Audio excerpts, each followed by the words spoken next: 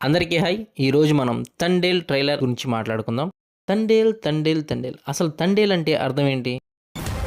ప్రమాదమని తెలిసిన తన మంది కోసం ముందు కడిగేసినోడే తండేల్. ట్రైలర్లో చెప్పినట్టు ఓ నాయకుడు లీడరు ఏదో అంటున్నారు. బట్ నేను గూగుల్లో సెర్చ్ చేస్తే వచ్చింది ఏంటంటే గుజరాత్లో పడవలో పనిచేసేవాడిని తండేల్ అంటారు, పడవకి నాయకుడిని తండేల్ అంటారు.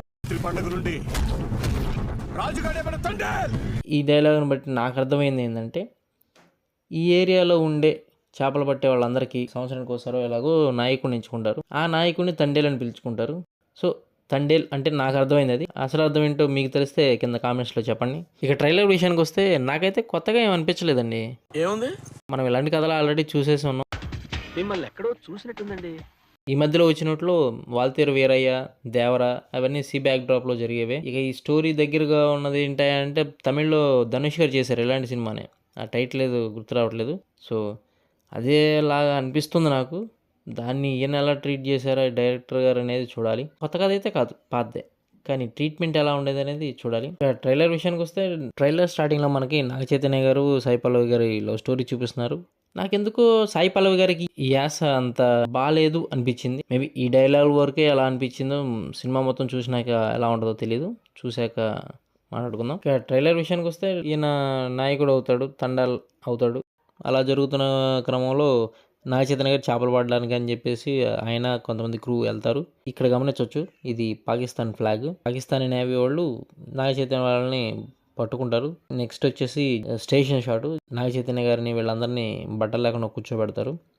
ఇక్కడ మీరు టేబుల్ మీద గమనిస్తే వీళ్ళ వస్తువులన్నీ పెట్టుంటాయి, మొబైల్స్, పర్సులు ఇలాంటివి. అక్కడ నుంచి వీళ్ళని మళ్ళీ పెద్ద జైలుకి తీసుకెళ్తారు. అక్కడ కొన్నాళ్ళు ఉంచుతారు. అక్కడ కూడా కొన్ని గొడవలు జరుగుతాయి, పాకిస్తాన్ వాళ్ళు కదా, సో వీళ్ళని ఏదో అంటాం, వీళ్ళు అక్కడ గొడవ పడటం. అక్కడ నుంచి ఈ షాట్లో చూస్తే మనకి కోర్టు సీను. సో కోర్టులో వీళ్ళ కేసు గురించి జరుగుతూ ఉంటుంది. వీళ్ళని పంపించాలా లేదా, వీళ్ళ మీద టెర్రరిస్టులని మొదలయ్యడం ఏదో జరుగుతుంది. ఇక్కడ వచ్చేసి పాకిస్తాన్ వాళ్ళందరూ వీళ్ళ మీద అటాక్ చేస్తున్నట్టు కనబడుతుంది కోర్టు బయట. వీళ్ళందరినీ వదిలిపెట్టకూడదు, వీళ్ళందరూ తీవ్రవాదులు అన్న ఇదితో అటాక్ చేస్తున్నట్టు కనబడుతుంది. సో నెక్స్ట్ వచ్చేసి సాయి పల్లవి గారికి ఆ విషయం తెలిసాక బాధపడే సీన్లు ఇవన్నీ. ఇక్కడ పాకిస్తాన్కి వెళ్ళడం కుదరదు సాయి పల్లవి గారు. సో నాకు తెలిసి ఇక్కడే ఉండి వెయిట్ చేస్తూ ఉంటారు. అక్కడికి వస్తారా రారా, ఎలా వస్తారు, కోర్టు ద్వారా వస్తారా లేకపోతే తప్పించుకొని పడవలో వస్తారా అనేది మనకి క్లైమాక్స్ అనుకుంటా.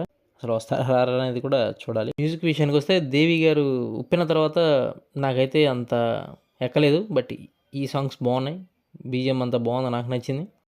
ఇంకా బాగుంటుంది అనుకుంటున్నాను. ఈ ట్రైలర్లో నేను గమనించింది ఇవే. ఇక నా థియరీ విషయానికి వస్తే స్టార్టింగ్లో మనకి నాగ చైతన్య గారిని పాకిస్తాన్ జైల్లో చూపిస్తారు.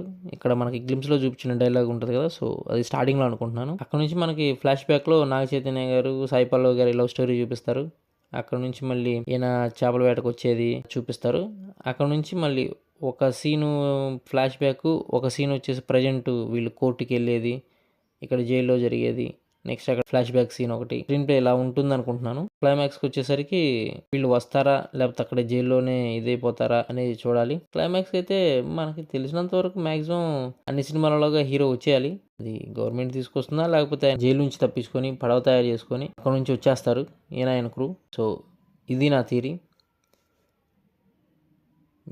మీరేమనుకుంటున్నారు కింద కామెంట్స్లో చెప్పండి. See you next time. Bye.